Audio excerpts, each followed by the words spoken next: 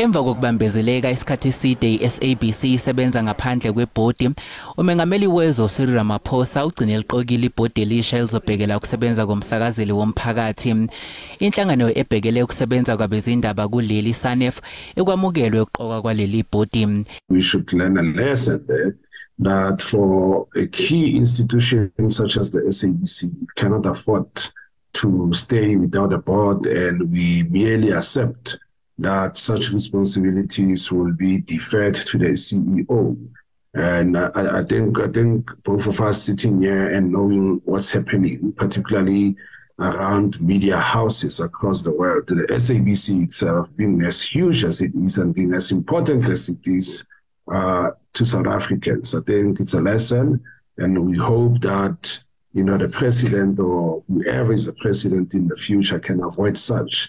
Inhlangano ezimele SOS Coalition ithi ibhodi elisha kufanele likubeke eqhulwini ukuletha uzinzo lwezemali eSABC.